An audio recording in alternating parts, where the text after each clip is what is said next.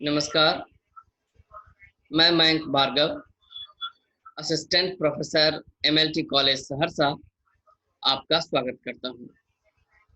आज हम लोग पृथ्वीराज रासो के विविध रूप की चर्चा करेंगे, जो स्नातकोत्तर हिंदी सेमेस्टर 1 सीसी 4 का अंश है। पृथ्वीराज रासो हिंदी साहित्य के आदिकाल की एक प्रमुख रचना है। यह रचना कई दृष्टियों से हमारे लिए बहुत महत्वपूर्ण है, क्योंकि यही वह रचना है जिसके माध्यम से आदिकालीन हिंदी के बारे में हमें बहुत महत्वपूर्ण जानकारियां मिलती हैं। इस कृति के बारे में, यह कृति जितनी महत्वपूर्ण है उतनी ही विवादास्पद भी, क्योंकि इसके कई रूप हमें मिलते हैं और इन रूपों में इसके मूल रूप का निर्धारण करना अत्यंत कठिन हो जाता है। इसकी जो हस्तलिखित प्रतियां यानी हाथ से लिखी जो प्रतियां प्राप्त हुई हैं, उनके 4 प्रकार के स्वरूप मिलते हैं: वृहद पाठ, मध्यम पाठ, लघु पाठ और लघुतम पाठ। सबसे पहले हम लोग इसके वृहद पाठ की चर्चा करते हैं।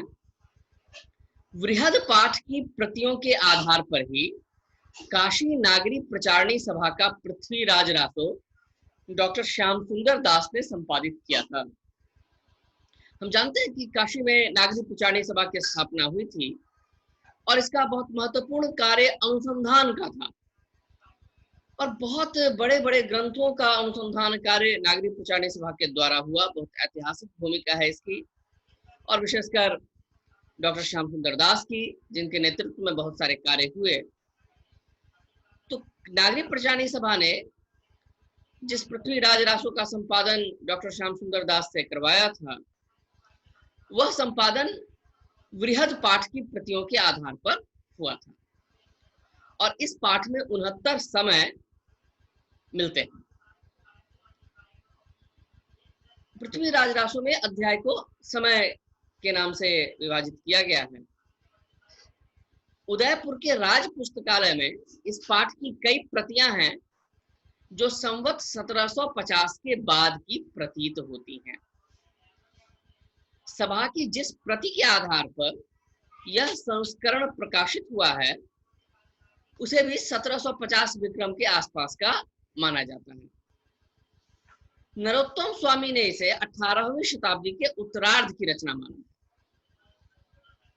यह वृहद पाठ तो है, पर इस प्रति में प्रक्षिप्त अंश बहुत हैं।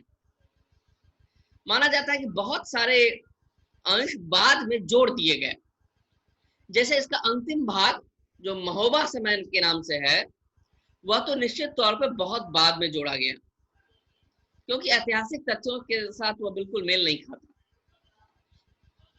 इस पाठ में पृथ्वीराज के कई युद्धों और कई विवाहों का वर्णन है और इसी संस्करण के आधार पर, वृहद पाठ के आधार पर रासो संबंधी विवाद बहुत ज्यादा खड़े हो गए, क्योंकि बहुत सारे तथ्य एक दूसरे के प्रतिकूल लगने लगे।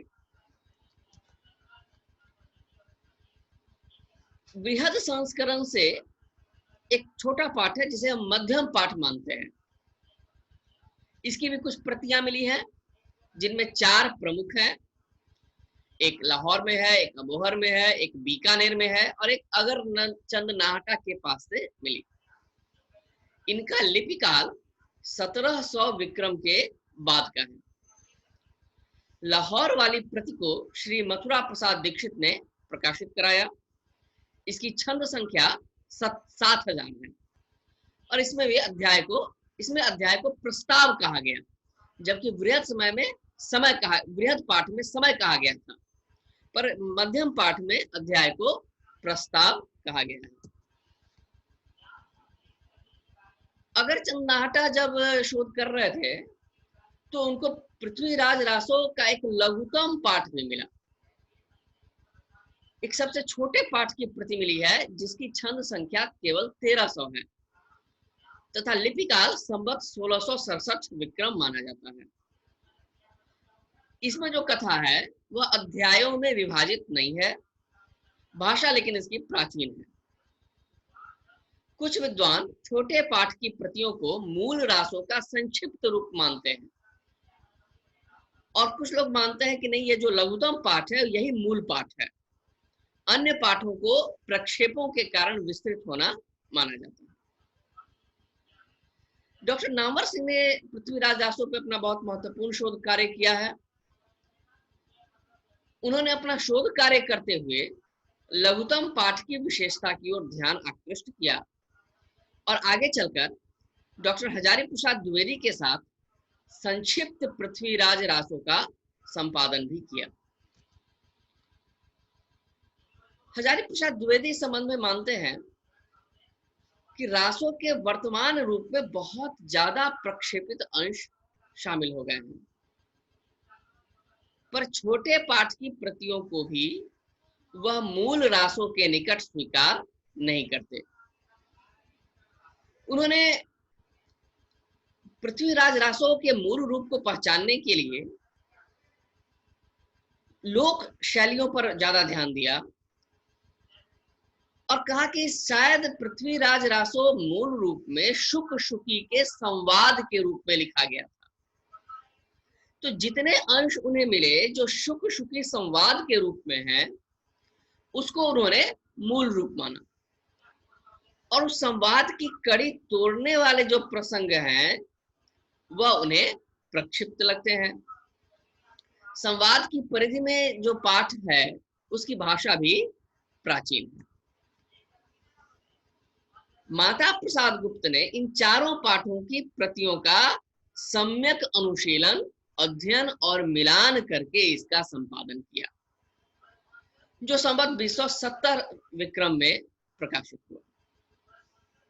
इस संस्करण में उन्होंने लघुतम पाठ को रासों के मूल पाठ के निकट माना है, पर उसमें भी प्रक्षेप की संभावनाओं की तलाश की है।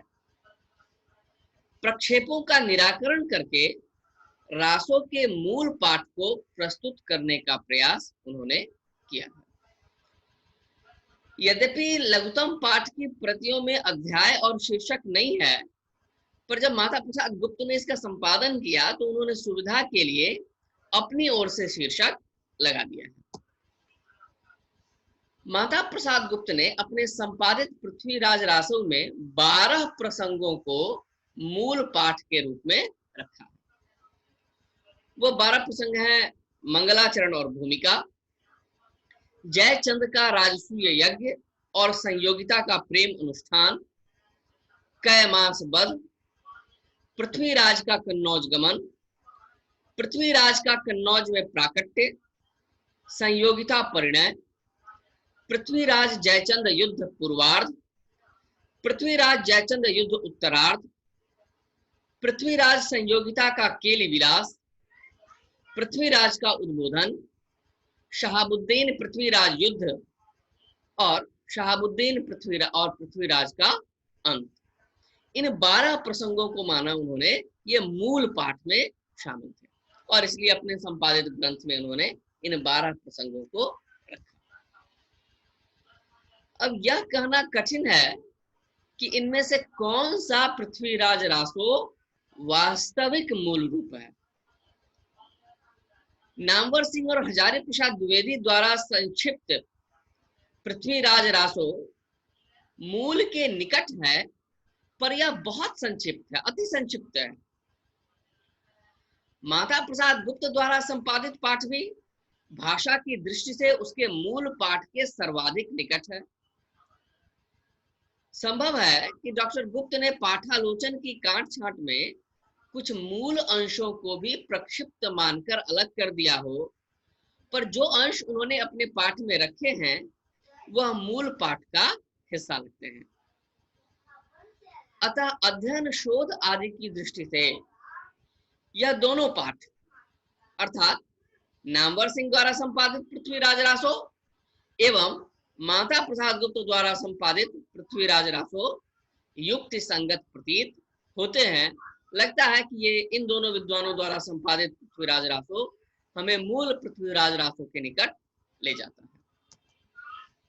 इस प्रकार पृथ्वीराज रासो के विविध रूपों से हमने परिचय स्थापित किया। आशा है हमारे विद्यार्थी मित्र इन रूपों से परिचित हुए होंगे। विश्वविद्यालय द्वारा निर्धारित पाठ्यक्रम के अनुसार हम लोगों को नामवर सिंह एवं हजारी प्रसाद द्वारा संपादित संक्षिप्त पृथ्वीराज रासो का अध्ययन करना है। आगे हम लोग उस प्रति के आधार पर ही पाठ्यक्रम के अनुसार पृथ्वीराज रासो का अध्ययन करेंगे। आशा है आपको यह संवाद अच्छा लगा होगा। आपके सहयोग के लिए, आपके साथ के लिए बहुत बहुत धन्यवाद, आभार।